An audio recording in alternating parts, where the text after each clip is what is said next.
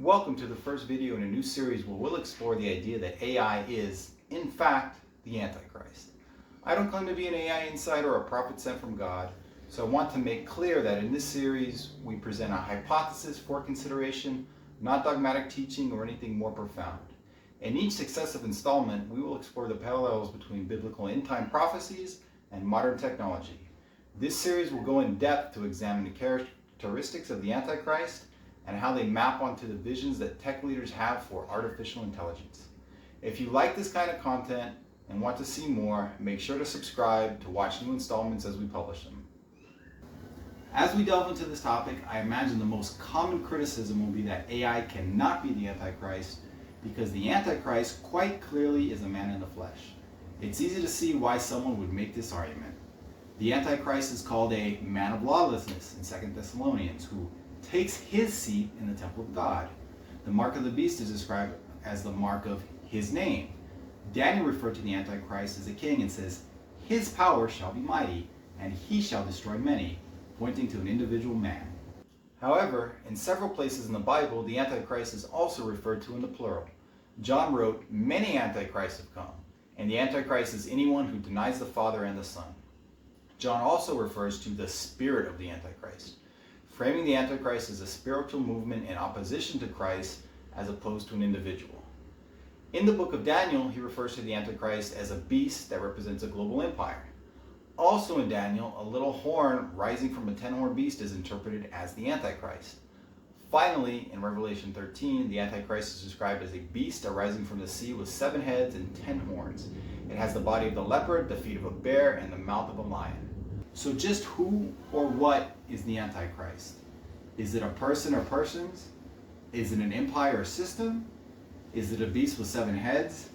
Is it the little horn of a 10-horned beast? Well, one thing that the Antichrist is not described as in the Bible is artificial intelligence. So how can I possibly think any of these descriptions are pointing at the Antichrist being AI? Well, the Bible is a collection of books that are rich with symbolism. The book of Revelation in particular is a first-century example of the genre of apocalyptic prophetic literature, a genre which relied heavily on symbolism. In fact, if we look at the text, there are several verses that are clearly symbolic, and it would be impossible to take them literally. There are fantastical beasts like horses with heads like lions, mouths spewing fire, smoke and brimstone, tails like serpents with heads that bite in chapter 9, and then a 7-headed dragon in chapter 12. Also in chapter 12, the woman is clothed in the sun and has the moon under her feet, which is quite obviously physically impossible. Later in chapter 17, a prostitute is used to symbolize both a city and a system. And finally, in chapter 20, the spirit of Satan is handcuffed. How, I ask you, can you handcuff a spirit?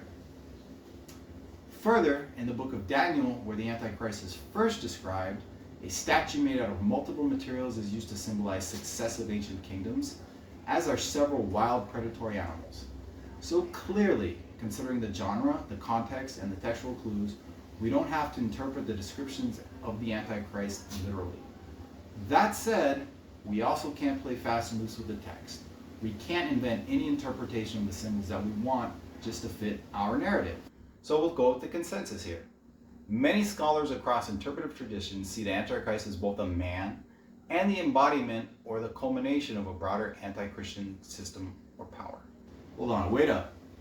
I just said again that the Antichrist was a man. How can I also say it is artificial intelligence? Well, AI is built off the collective knowledge of mankind.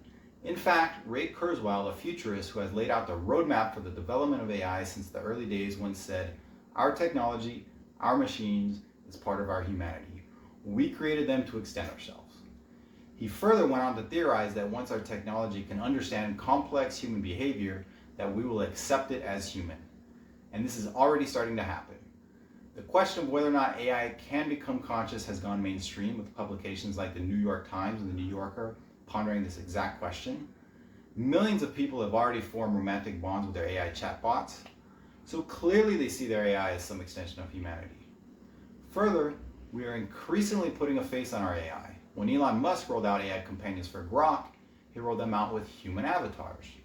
When Albania announced that an AI would assume a cabinet-level governmental role rather than use a simple chatbot interface, They gave it a gender and a human name and avatar. As time passes, the models improve, we become increasingly dependent on AI in our day-to-day lives, and AI is incorporated into humanoid robots and realistic holograms. The likelihood that a significant portion of the population starts to view AI as human increases dramatically. When the Antichrist was being physically described in the books of Daniel, Thessalonians, 1 John, and Revelation, it didn't sound anything like an advanced distributed neural network running in a data warehouse. And that is not how he will appear to us. The Antichrist prophesied in the Bible could be a seemingly conscious AI that is embodied in a human avatar, whether as a robot, hologram, or in virtual reality. When Paul wrote that the Antichrist will take his seat in the temple of God, I do not believe that the temple refers to a rebuilt third temple of Solomon, so the Antichrist does not need to literally take a seat on the throne, as most dispensationalists believe. If we take the amillennialist or postmillennialist view, then the temple is symbolic and the Antichrist does not need to literally take a seat. Rather, this verse is telling us that the Antichrist will seek to occupy a place of worship where only God belongs. And it is exactly this topic that I will explore in depth in my next video. Some will say an AI lacks true personhood and moral agency required to play the role of the Antichrist. But Scripture describes Satan himself working through systems and people. Why couldn't the Antichrist work through AI? Is AI the Antichrist? No one will know who the Antichrist is until he is revealed. Now, could AI be the Antichrist? I hope at this point you're willing to entertain that possibility. If you like this video and want more content like this, click subscribe below and click the playlist link on your screen to watch the other videos in this series.